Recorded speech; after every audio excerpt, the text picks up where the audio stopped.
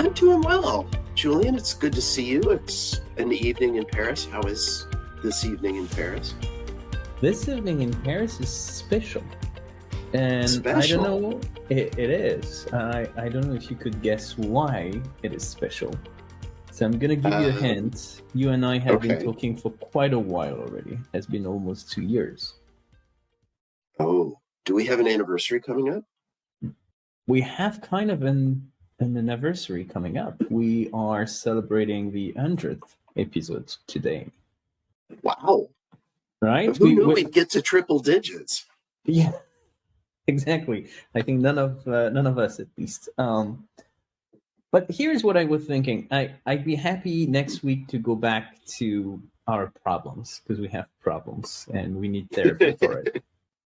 And I actually have backlogged a couple of topics already that I'm burning to share with you. Okay. Uh, but I was thinking before we go there, since it's therapy, should we, try to analyze ourselves and analyze the past 99 episodes and I don't know. I think it's about time we look at the past and try to see what we've learned from it. What do you think? Oh, I love that idea. I love that idea.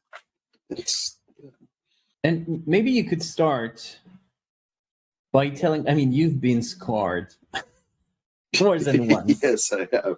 in the past 2 years. You've been scarred more than once. Very often with travel, it looks like you love traveling, but travel doesn't love you as much. What would be your most memorable, painful experience in the Oh, past 2 years? the biggest scar is not a travel scar.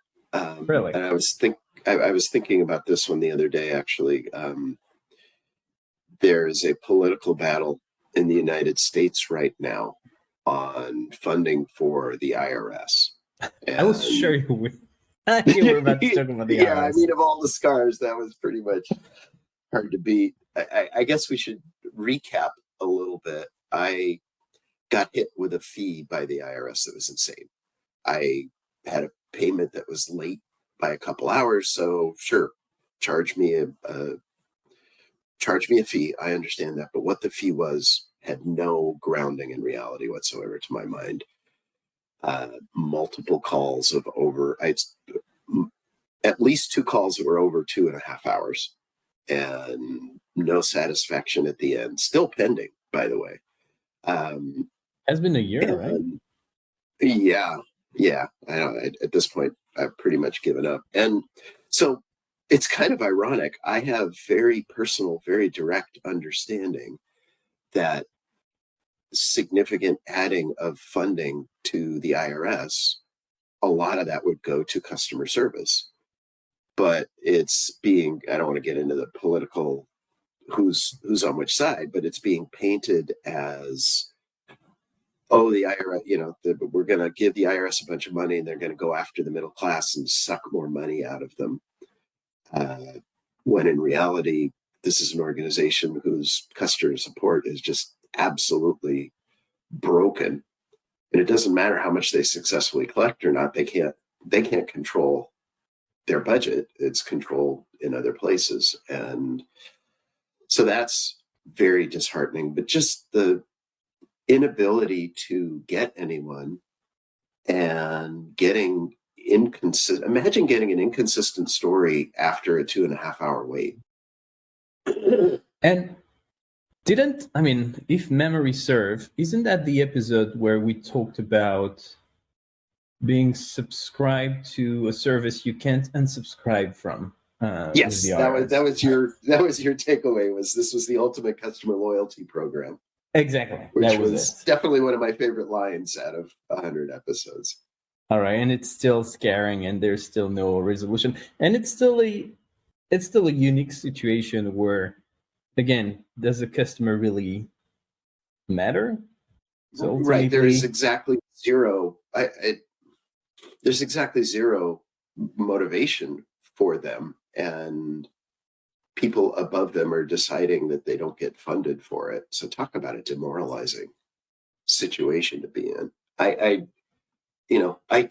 Ironically, I know that the IRS is starting a program to relook at customer service, and they're actually very dedicated, and there's some hardworking people there, believe it or not, who are really trying to do something about it. But I don't think they're going to get the tools they need to be able to be successful with it. But you know what? I think my worst experience, if I try to think about it, is actually a very positive story, because I ended up talking about another company. The beginning of the story was terrible. I did not focus on this too much. That was that story where I got stuck on a parking lot in the Oh, woods, if I remember, with a yeah, dead yeah. battery on a Sunday, and calling my insurance, and they promised to call me back 3 minutes later, which they did, and they called me back saying, "Yeah, we can't help you. That's not covered by insurance. You figure it out."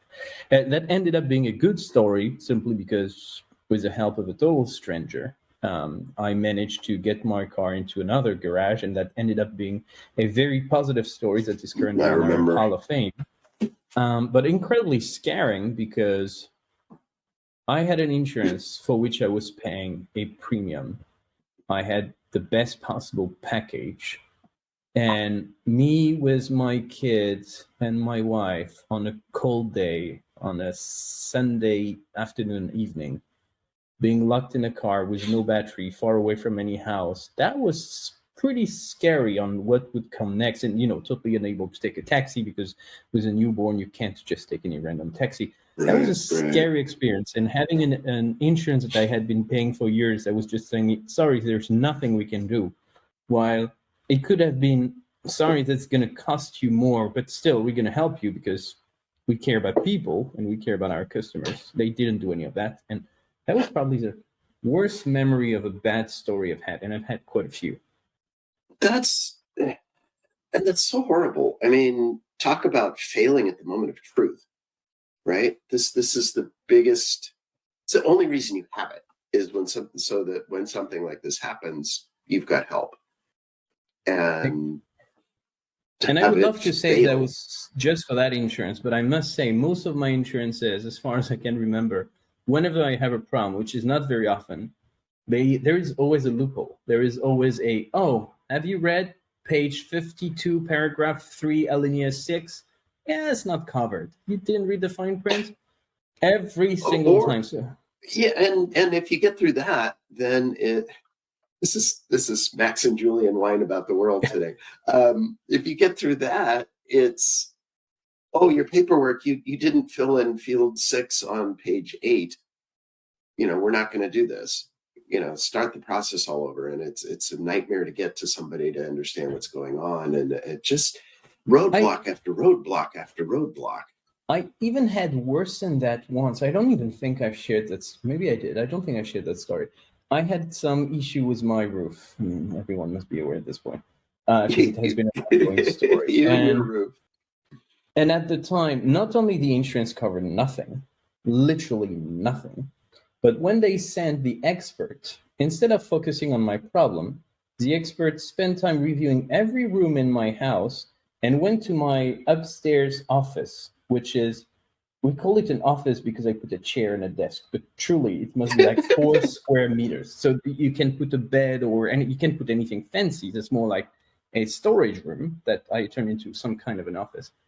And he was telling me that's actually a room. Yeah, no, that's a room. I mean, that's considered a bedroom. You can put a bed here. Yeah, but still, that's a bedroom. Therefore, your declaration to your insurance is not accurate. We're going to have to review how much Oh, you're paying. And I'm not even sure wow. we can cover anything at this point because you lied. I was like, seriously, you're here to help me. Instead, And you're you're, actively finding a way out. ah, Oh, I God. hated it. And well, okay. The whole purpose of episode 100 is not for us to whine, I guess, but I had to get some of out of my system. What was your biggest lesson then? I I think it's a lesson I already knew, but the way we have reinforced it over and over and over, silos are the devil. Oh, that was the They one I was going to come up with. Thank you. Go ahead. Yeah, I figured I was glad when I heard you ask me first. I got one up on you with that. It just and I don't know. I don't even know what to say about it. It's such an old trope at this point. I mean, the companies why do you think I, as a customer, care that this type of product is covered at this 800 number and that type of product's covered at that 800 number? The twain can't meet. I get something agreed to here, I go over there, and suddenly nobody knows anything about it, and I have to start from scratch. And it's just so I very was frustrating. just a few minutes before you and I started talking today. I was on the phone with a French customer, pretty large retail company we've been working with for a while. And we had that discussion around how important it is to have EX and CX aligned. And I didn't see that coming, but one of the outcome of our discussion was EX and CX need to be aligned, because if you have internal silos within your team, you end up having external silos with your customers. So there's some of what you mentioned, Right. being I need to contact this specific phone number or this specific channel for this specific problem, even though I have no idea how you mapped up your whole process. Is for me as a customer to figure it out, because you've built internal silos, so I need to be siloed as a customer. And there is also something that you don't see as a customer, but you understand once you understand the mechanisms a little bit better. If your internal team is siloed, you end up with something else you've mentioned, which is long waiting lines, multiple transfers, either from one channel to the other, or even from one agent to the other, because there is a silo. This agent I'm talking to has no idea about the problem. At best, is going to transfer me to another agent. At worst, is going to tell me to call another phone number. And there's nothing you can do as a customer, and that's a big issue. And I agree with you. It's probably the biggest lesson of the past 99 episodes we had. It's destroy your silos. If you remove your internal silos, chances are your external silos are going to naturally disappear as well, making it for a much better customer experience. And the other piece of it, to me, I see, now I'm an analyst, I see so many companies who can't innovate because of the silos. Simple example, we've talked about this a couple of times, but in the contact center, customers are telling you exactly what their problems are. Customers are telling you exactly how they feel about you. That information now with AI, I can, I don't have to listen to those calls to come up with, to somehow categorize them, which isn't practical. But with AI, this call was about this. These were the 3 things the customer talked about that they cared about. All of that is gold to the CX team. So some poor guy who's doing customer surveys over and over and over. Those teams don't know each other. We even ran into a company where the contact center reached out to the CX team and said, hey, we got all this great data. Why don't we work together and figure out what you could use? Let's start getting a better view of the customer. And their comment was, oh, no, that'll degrade the value of our surveys. We don't want to do that. And it just, and you're never going to go forward. You're never going to get better. You're never going to innovate when everybody's just got their little turf to protect. But on top of that, it's not just, you're talking about the value of data from the contact center for the contact center and for the customer experience team, but it goes beyond that. That's incredibly valuable for your marketing team. That's incredibly valuable for your upsell, cross-sell, customer journey team. That's very valuable for multiple products for very obvious reasons. That's really valuable for the entire company. And now we have access to that data, but when you silo it, then you tend not to have access to mine of information. Actually, that also brings me to the second biggest lesson I think I've uncovered from our multiple discussions. And I think we could boil it down to empathy, true empathy, because we've had a few episodes where we said customer service did not care. They were showing no empathy whatsoever. We had a few episodes, when you were in a car on the side of the road in the woods. Exactly. Well, that's lack of empathy and lack of empowerment. Those are 2 things that very often go in pair. But you're right. Fair enough. We had a few episodes where there was no lack of empathy. There was lack of genuine empathy, meaning people were polite, people were nice, but they were incredibly robotic. We could tell they were reading a script and not meaning any of this word. they were all the right words, but with the wrong tone. And we were saying at the time, I much rather have someone who doesn't mean it but make me feels like he actually means it, versus someone who sounds like a robot and I can't believe he actually cares about anything I've been sharing. Empathy is absolute key to customer engagement. I find it as a major thread of problems we've been coming up with. Yeah, and at every level, every interaction, not just on the phone. Absolutely. You had your, I can't see doing this without you mentioned your roof already, but your car repair stories, I guess the breakdown is kind of one, but the place you were going to that was nearby and just the god awful service you got repeatedly, and just kind of like, well, I'm the only guy nearby, so deal with me. What And else are just you that going to kind of do? attitude is unbearable. Well, and to that, I had another experience recently that was not big enough of a story, so I've not shared it. It was a very short one, but that was dealing with let's call it a telephony company for my parents. And I was asking questions on the chat, and every time I got an answer, they considered the ticket was done, even though I did not get the answer. That was not answering my question. They would put me back at the end of the queue. They would respond in 2 lines where I actually expected an in-depth answer. Hope that helped you out. Have a nice day. End of chat. And I had to restart a discussion saying, you've said that, but that's not my question. I had to go back 3 times. And that comes to, actually, interestingly, another point I was discussing with the same guy a few minutes ago, which is about the importance of having the right KPIs in your contact center.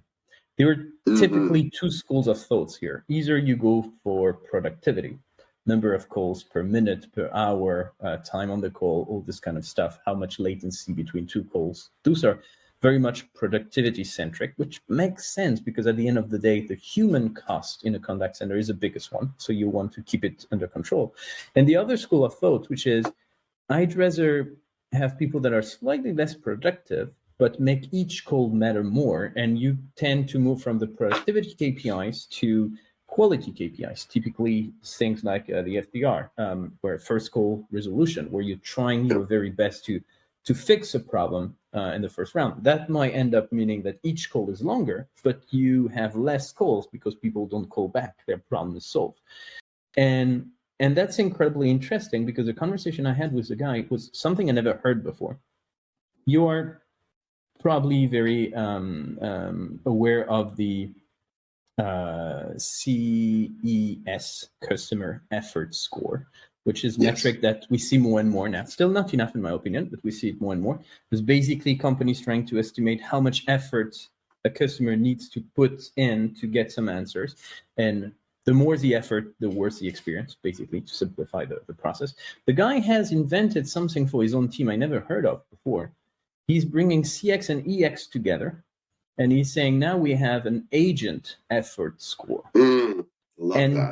Trying to figure out how much effort does an agent need to put in to be able to solve this problem, to do this procedure, to answer this kind of question. And based on that, he knows what processes need fixing, because we know that better agent experience usually turns into better customer experience. At least that's one of the many parameters.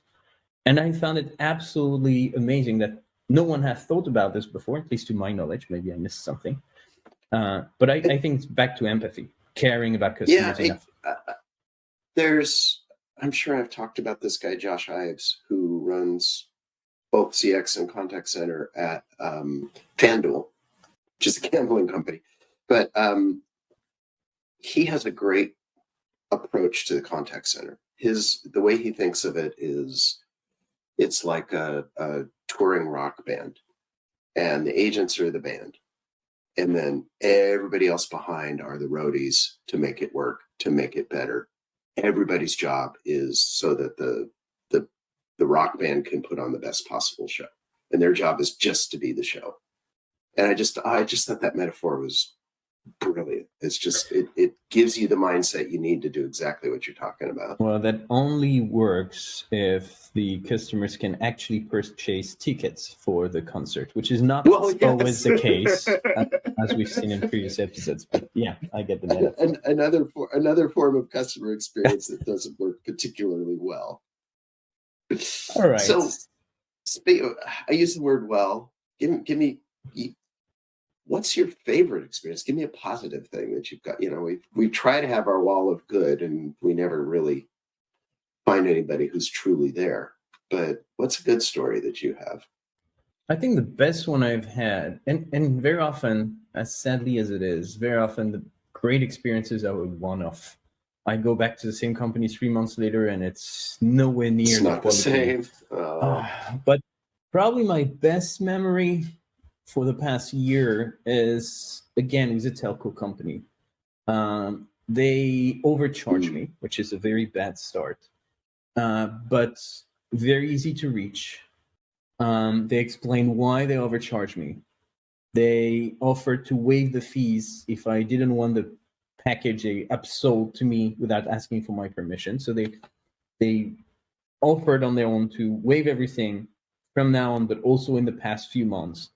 And they managed to convince me to actually keep it because it was good for me. So that was a good feeling because, okay, I'm going to solve my problem right away. Easy to reach, very polite, empathetic, understanding my problem, rephrasing it, all the good things. And I did not even take the offers they made me because they explained it so well that it made sense, at least at the time. And that was a great experience because not being able to reach the company quickly or easily is usually one of my pet peeves. Being put on hold, having people who don't really care about my question because it has to fit into one of their scripts. And when it's in between two scripts, they get lost. I hate that. Now there was someone who cared, who was empowered, who could have helped me further, but actually managed to do upsell, which is so important as well. I found it fantastic. That's probably my best story of the past 99 episodes. That's a good one. I have my personal positive story. The first one that comes to mind really isn't all that positive, but it was a good. It was a case of my expectations. My incredibly low expectations were blown away, which is kind of damning with faint praise. But when I ordered the soup to be sent to my son, and I accidentally sent it to my address, and the only option was an email on Sunday, or I guess it was Saturday. I sent it, and I'm like, okay, I'm not going to hear anything. This is going to go too late. And sure enough, Sunday, I had a response. They fixed it. They thanked me for being prompt in my asking for help.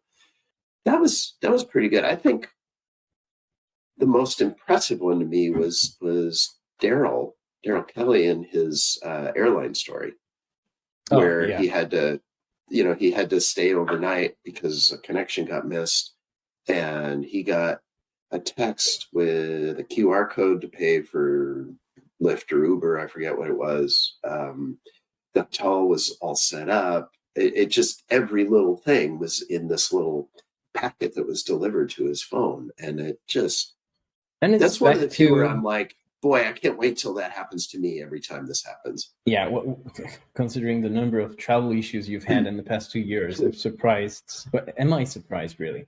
But this has never happened to you. Yeah. But that's back to being empathetic. That's back to caring sufficiently about your customer that you don't just want to solve the problem and move on to next ticket. You want to make sure the customer is fully satisfied and is going to come back to purchase again. That's all about long-term business. And that was incredibly smart. And to that point, if I remember the story correctly, Daryl is still incredibly loyal to that brand, even though it sometimes means he doesn't have a direct flight. He needs to stop overs just because the brand is worth it, in his opinion. That's a beautiful story. I agree. Should we stop on a positive note for once? We should. I do have one more question, though. Please. And I have something if you want to think about it for a minute, but after 99 of these, or maybe I guess we're at the end of our 100, so after 100 of these, How has your perspective on the world or customer service changed through these discussions? Well, it's sad to say I don't really No. see much of an improvement. My wife keeps telling me it's because I'm bad luck. Whatever I do, I always end up with problems where most people would not. So Well, she's I telling me it's guess about me. I guess I'm asking a slightly different question. How has your perspective changed? Not how Ah, has your experiences changed? well, okay, that's a great question. I think once you start dismantling the different experiences we've had, there is always a good reason behind. And not necessarily a good reason, meaning that they And are doing the right thing, they are doing the wrong thing a entirely, logical reason. but the logical reason. And very often you find out that they are lacking budget, they are lacking time, they are lacking visibility, they are lacking team, they are lacking tools, they are lacking something. And it's not necessarily because people mean to do something wrong. They probably want to do the right thing, but there is something lacking, and they those companies don't have enough objectivity about or visibility over their own processes to fix any of it. I don't know if it's sorry, I don't know if it's a good thing, but yeah, that's how I feel after 100 episodes. Yeah, I think for me, I have a whole new filter when I look at customer experience of, I've always kind of, well, what does this mean for the customer? But that's not abstract anymore for me. It's, oh yeah, you got silos. Here's three things that are top of head that Julian and I talked about where this is going to happen when you have silos and this is going to happen. It brings abstract customer service concerns and makes them very, very tangible and very straightforward. And I find myself stealing these stories in my work now when I'm talking to a company about something, saying, well, if you do that, this is the sort of outcome that you might find. And that's been a really powerful, helpful thing for me. Well, I agree. That's very true. It's putting words on this instead of just being angry internally about what's happening to you. Going through therapy helps quite a bit, understanding what you actually went through. But I agree. It sounds stupid, but you start understanding why and how you went through that, and how it happens, because we are lucky enough to be on both sides, and we see Right. how it comes to that, and that makes a lot of sense. Thank you for that thought. Well, thank you for 100 episodes. Let's try to do 100 more. I can't imagine any path other than that. Fantastic. Looking forward to it. Thank you very much, Max. I see you for episode 101 in a week time. We'll try to come up with something special as well. I'm sure you'll have a travel story of it. Oh, yes. I think I have one all teed up, actually. All right. Thanks, Julien. Take care. Thanks, Max. Bye. Bye.